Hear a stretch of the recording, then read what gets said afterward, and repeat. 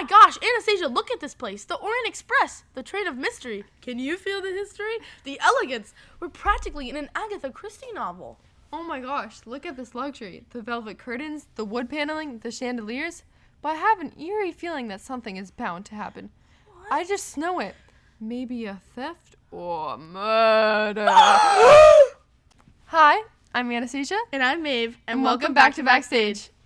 In this episode, we will explore the production of theater through the eyes of students as we take a ride along the Orient Express. We will be discussing the creative process, the challenges, and the successes that our student actors and crew members experience while bringing this play to life. We had the chance to sit down with some of the cast and crew to hear their personal stories, insights, and what it truly means to immerse themselves in a mystery. So let's dive straight in, but first, I'm feeling a little sick. Uh-oh.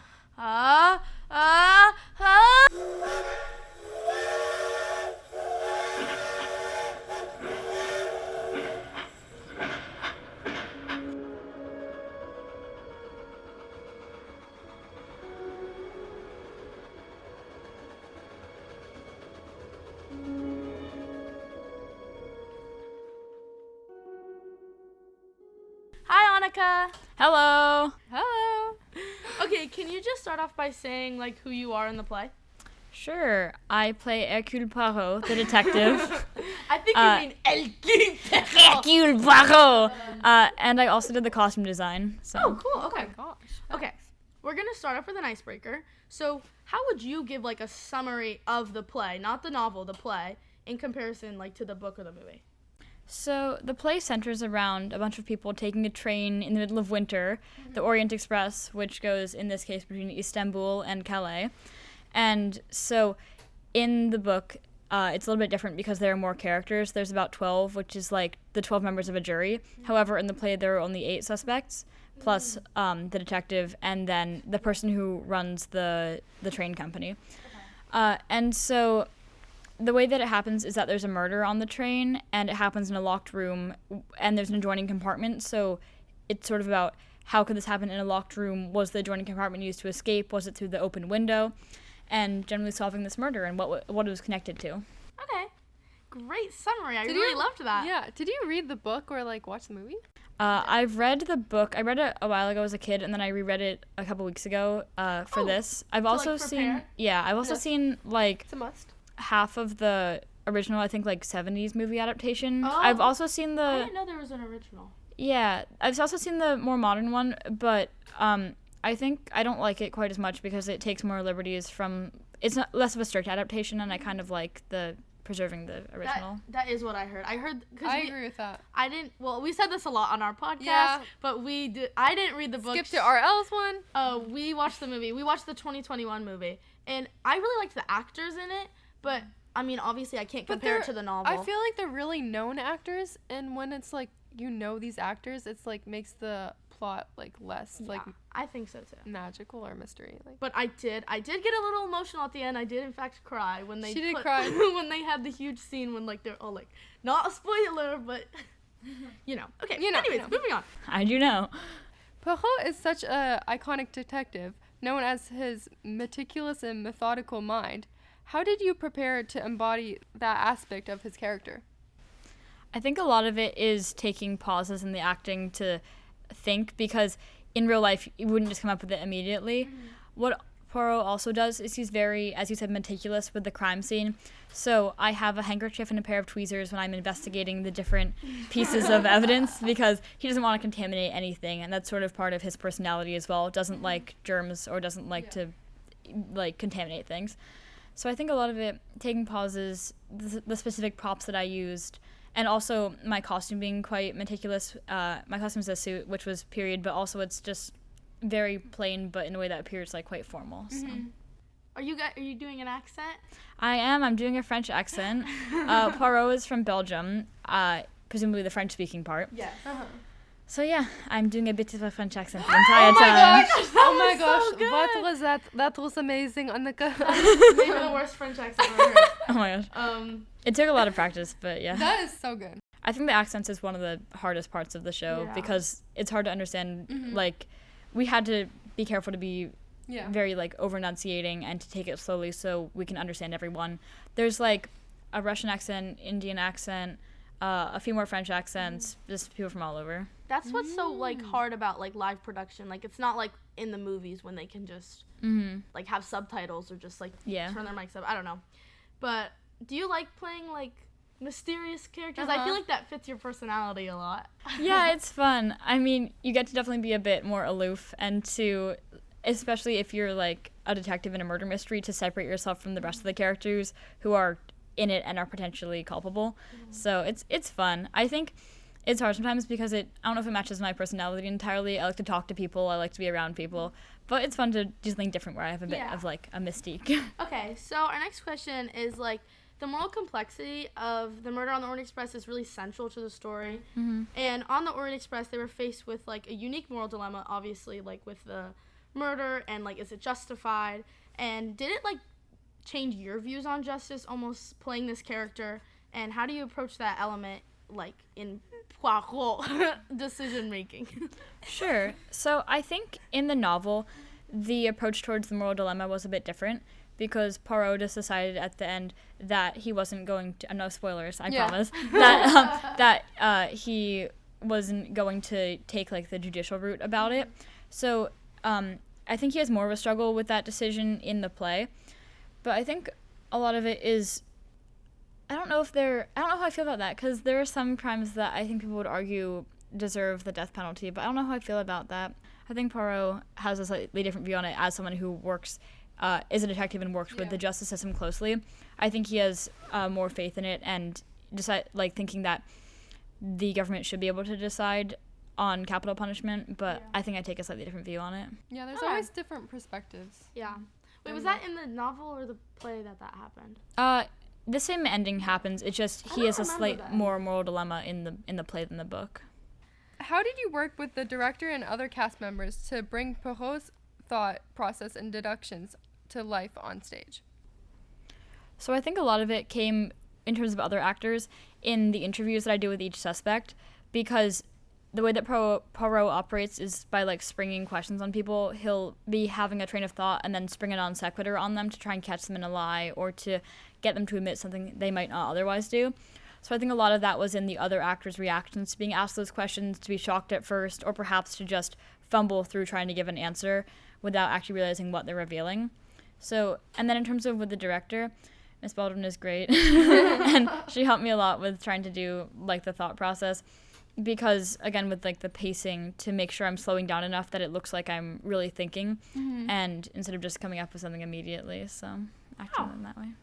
Wait, you said you were the costume designer, or? Yeah, I did do the costume design. I signed up for that before I knew the role I'd be getting. So I maybe wouldn't have if I'd known how many lines I had to memorize. Are you like incorporating your own style into it, or like?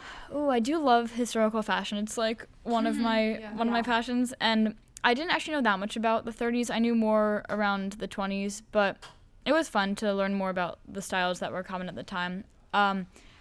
We weren't able to get everything exactly accurate, but most of it was about the silhouette and sort of the colors and fabrics that would have been used. It's set during the winter, so we have coats for everyone, and also the hats, making sure they were accurate. So Poirot wears a bowler, and then a lot of the other men wear fedoras, making sure that, and the men always take their hats off inside the train, so we were making sure to observe like also the customs. So for example, this is still something that exists in men's fashion today, but making sure we were especially careful with it since it was a historical show, is to like unbutton your blazer button when you sit down. So making sure that all the actors are following that. Like insane attention to detail. I didn't think about those details. Exactly. But now that I'm gonna know. And then look for it. Yeah. I can't believe you're like part of the cast and the crew. That's insane. Crazy. I've been doing this for a little bit because I think I was last year for the play. I also did a lot in terms of costumes, and since I am like partially in charge of the costume room, I spend a lot of time down there. So I'm pretty much the go-to person for finding stuff like that. Playing a character who's constantly analyzing and solving complex problems must be very mentally challenging. How did you balance Poirot's intensity with moments of humor or humanity? Yeah, I think one of the things people recognize most about Poirot is that he is very much analytical, get straight to the point, don't spend time like trying to be sensitive towards people. And I think that comes through a lot, especially in the interviews where he'll ask a very like brusque question or won't show a lot of empathy if someone has just revealed something kind of vulnerable. But I think more of in his friendship. So with Book, who runs the train company, it's his old friend, and they obviously have a lot of like history together. So I think in that relationship, I could show more like humanity and more friendship, even though Poirot gets frustrated with Book sometimes. And then I think also he has sort of like a humorous relationship with the Countess. Like, they sort of jokingly flirt kind of often, so I think that was fun, because just doing like a more humorous relationship was a good break from just being like very heavy all the time. We were talking a little bit about this in the first episode with Miss Baldwin, but she was saying like this case like haunted Poirot for like the rest of his life apparently, and like it really like did damage on his like mental state. I don't know if that's true or if she was just saying that. Annika, can you relate? Can you relate? Wait. Not can you relate? What do you this think? play scarred me? How do you think he like healed from this case, or like I don't know. Yeah. Again, I think this is something that comes up more in adaptation than in the novel.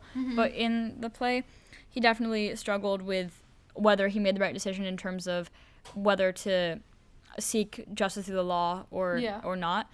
And I think he was able to move on through the friendships that he maintained with the suspects and with Book throughout the rest of his life. But I think it was difficult for him to have this break with his normal moral code and to continue to feel like he was still a good detective. Are there any particular scenes or lines of Poirot that you found especially meaningful or challenging to perform? I think there's a couple aspects to this, because the first thing is that Poirot he talks so much. I have so many lines. He won't shut up. There's just pages of Poirot talking. And so I think in terms of like emotional intensity, especially towards the end, building to the solution, he gets quite heated. So I think it's difficult to like have that transition from being very cool and collected to quite angry and quite conflicted. And then in terms of accent, because it also is difficult to like learn the accent, there are some words that I hate so much, like ruthlessness. I hate that. There's also trickery. It just there's some words that really get me. I'm gonna think about when you're LQ is Monsieur last year with his French accent. Boy. Yeah. I think you should take inspiration from him. We should have invited him. I know. Okay. Thank you so much for coming on our podcast. Yeah, of course. Well, we'll see you in a little bit for our mini mic interviews, but thank you so much for coming on. Yeah, I can't wait for you guys to see it. I hope you love it. Yay!